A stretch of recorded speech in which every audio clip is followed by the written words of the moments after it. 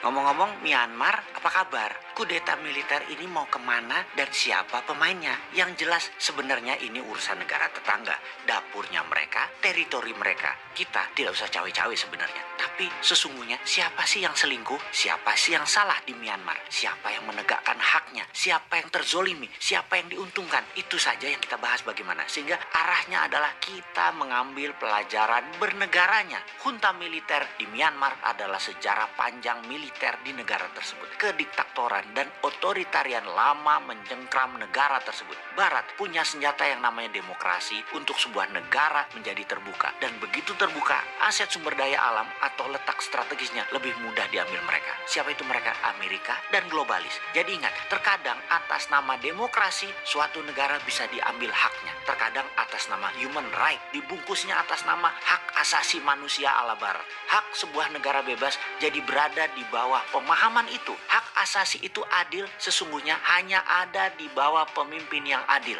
Jadi bukan disamaratakan barat adalah begini, timur adalah begini. Jadi human right jadi berbeda selama pemimpinnya tidak adil. Selama adil, tidak ada yang namanya human right bermasalah. Oke, kita kembali ke Myanmar. Demokrasi akhirnya masuk ke Myanmar. Aung San Suu Kyi jadi pemimpin dengan menang telak pada saat pilpres. Disinilah militer tertampar. Suara rakyat ternyata tidak menginginkan mereka. Demokrasi dan pemerintahan terbuka mulai dijalankan dan mulailah asing masuk, terutama Tiongkok. Selain Amerika kencang atau cepat masuk ke Myanmar. Pabrik-pabrik besar Tiongkok menyedot sumber daya alam Myanmar sejak lama dan cepat. Myanmar adalah negara perbatasan langsung dengan Tiongkok dan cara berpikir negara berdaulat itu sekali lagi berbeda dengan negara yang lemah kedaulatannya. Myanmar saat itu diambil asetnya oleh Tiongkok. Sekali lagi, ini yang menjadi penting untuk kita diskusikan. Negara Amerika itu, contohnya ya, sebelum kita masuk ke pelajaran selanjutnya, negara Amerika itu seluruh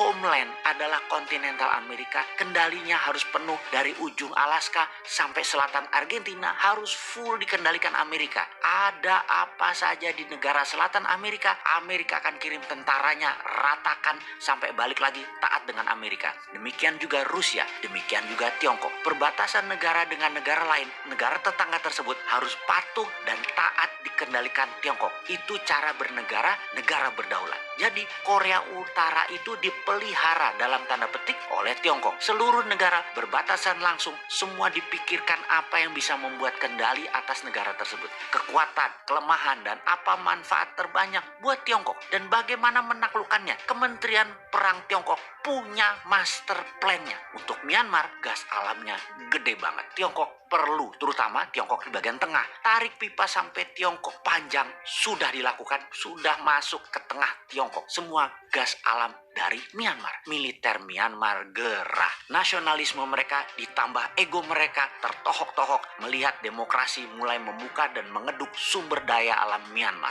Kudeta masuk ibu kota sudah dilakukan. Sekarang bakar pabrik-pabrik milik Tiongkok. Jadi mulai paham, Tiongkok, Amerika, globalis dihantam oleh militer yang merasa mereka adalah mengeduk aset nasional dan militer bergerak atas nama nasionalisme. Itu pendapat militer Myanmar. Ya sudah, sekian dulu informasinya. Gak penting-penting banget sih informasi dari Bosman kali ini. Tapi sekali lagi ingat, jangan dibawa-bawa kemana-mana pikiran kalian. Tetap ke Myanmar ya, jangan ke Sulawesi segala, ngawur kalian.